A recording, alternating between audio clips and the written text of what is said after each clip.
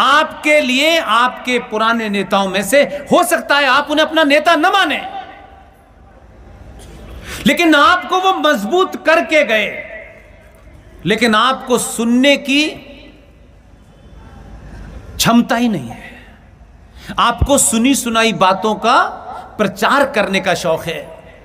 जो दिल चाहे, गणेश जी ने दूध पी लिया, कैलिफोर्निया में पिला दिया, खुश, इसी बात से खुश।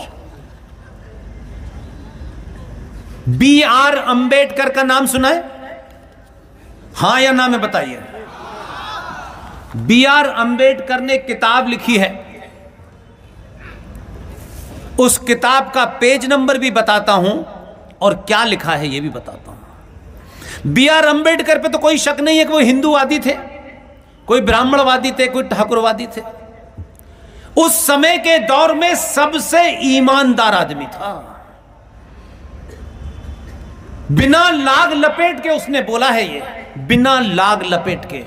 आज के बड़े बड़े हिंदू ठेकेदार जो चौराहे चौराहे मस्जिदों में जा रहे हैं, भाई हमें माफ कर दो, नुपुर से गलती हो गई है, हम तुम्हारे पैर पकड़ते हैं, तुम हमसे ये भी ले लो, ये भी ले लो, ये भी ले लो। अपनी बेटियों की शादी कर करके राष्ट्रवाद जिंदा रखे हुए हैं मुसलमानों से। उन बेईमानों के लिए कह रहा हूं मैं ये बात। अंबेडकर का नाम क्या है, उनकी जाति क्या है, मुझे इसमें कोई इंटरेस्ट नहीं है। मुझे इसमें इंटरेस्ट है सनातन को बचाने के लिए जो बातें उन्होंने कही, उसको इस समाज को जानबूझ के नहीं बताया गया। जैसे आचार्य जे.बी. कृपलानी की किताब गायब हुई, ये भी किताब गायब होने के कगार पर थी कि हम पागल आ गए और ढूंढ लाए। इसलिए मैं अपनी तरफ से कुछ नहीं कह रहा हूं, ये अंबेडकर ने कहा। भारत के सारे मुसलमानों को पाकिस्तान भेज देना चाहिए। अभी ताली बजाने का बहुत मौका मिलेगा, सुन लीजिए। पेज नंबर 123, मुसलमान भारत में रहेंगे तो यहां कभी सांप्रदायिक शांति नहीं हो सकती। 125 नंबर पेज।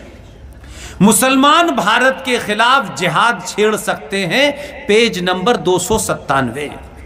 मुसलमान कभी भी हिंदुओं की सरकार स्वीकार नहीं करेंगे, पेज नंबर 303। मुसलमान शरिया कानून को देश के कानून से ऊपर मानते हैं, पेज नंबर 294। बुर्के की वजह से इसकी आजकल ज्यादा चर्चा हो रही है। अंबेडकर का विचार सुनिए, कितना विजनरी आदमी था। बड़े से बड़े ठेकेदार में आज भी सरकार, पुलिस ब्लैक कैट में घूम तो रहे सरकार की मेहरबानी पे, तब भी दम नहीं है बोलने का। अंबेडकर ने कहा बुर्के की वजह से मुसलमानों में यौन विकृति पैदा होती है, यानी सेक्सुअल डिसऑर्डर के शिकार हैं, पेज नंबर 231। मुसलमान समाज सुधार के प्रबल विरोधी हैं, पेज नंबर 233, 234। और आखिर में उन्होंने कहा मुसलमान देशभक्त नहीं हो सकता, 332। इस किताब को आप खरीद सकते हैं। हमने इतना बवाल खड़ा जरूर कर दिया है हर मन से चिल्ला चिल्ला करके। हमने कहा कि हो सकता है कि जिसने भी किताब छापी हो, न हमारे पास इतना पैसा है, न हमारे पास वो साधन है, लेकिन इन्हीं मंचों से हमने कहा कि जिसने भी ये रीप्रिंट करेगा कोई, हमें गारंटी है कि लाखों किताब तो वैसी बिक जाएगी। ये किताब हिंदुस्तान में मौजूद है, कहीं से भी खरीद सकते हैं। किताब का नाम है पाकिस्तान और पार्टीशन ऑफ इंडिया। उसके पेज नंबर से ली किताब है और ये शुद्ध रूप से B.R. अंबेडकर साहब ने लिखी है, जिन्हें हम संविधान का पिता मानते हैं। संविधान सभा की उस रिपोर्ट को पढ़िए जिस रिपोर्ट के अंदर अंबेडकर ने जो कहा वो किसी में कहने की हिम्मत नहीं थी। ये जो आज जिस धर्मनिरपेक्ष नाम की बीमारी से भारत का सनातनी हिंदू सबसे ज्यादा ग्रस्त है, उस वक्त भी कुछ लोगों ने यह सवाल उठाया कि भारत सेकुलर होना चाहिए।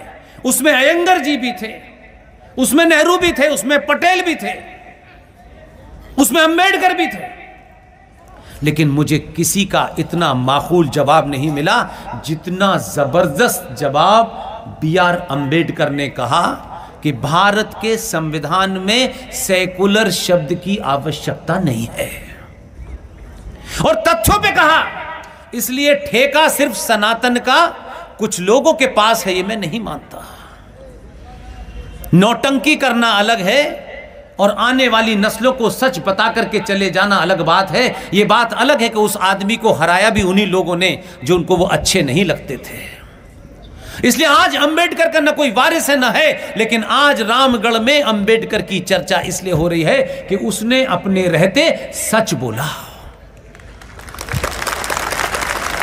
इसलिए उस बीमारी से नेता बाहर निकल जाएं कि हमारे रहते ही मूर्ति भी लग जाए, नीचे हमारा नाम भी खुद जाए। जिन लोगों ने अपनी मूर्ति कभी नहीं लगवाई, जिन्होंने कभी अपनी नेम प्लेट की चिंता नहीं की, आज के नेताओं को तो यह है कि रात के 2 बजे भी कह दीजिए कि नीम के पेड़ के नीचे एक उद्घाटन हो रहा है, वहां पट्टी लगनी है, तो पहले पीए से कहेंगे पता करो मेरा नाम है कि नहीं, फिर जाएंगे नेताजी रिबन काटने, और 2 बजे भी उनके चेहरे पे ऐसी लालिमा होगी हो जैसे सुबह भोर में 6 बजे उठे। ये जीते जी अपना नाम, अपनी मूर्ति देखने की जो बीमारी है, जिन लोगों ने अपने रहते अपनी मूर्ति और पट्टी नहीं लगाई, आज उन्हीं लोगों को 2022 के इस दौड़ में जमीन से निकाल करके उन लोगों को इंडिया गेट पे खड़ा कर देता है।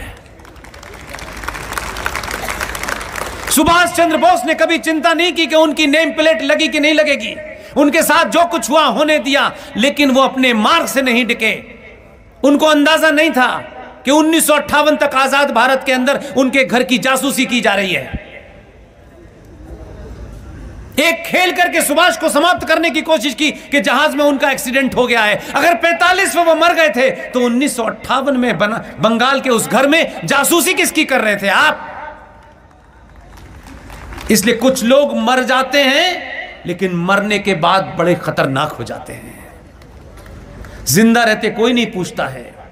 आप और हम, न उनकी कोई पार्टी है, न कोई ऐसी जाति है कि जिस जाति के कारण यहां ऐसा वोट हो कि उन्हें खुश करना है।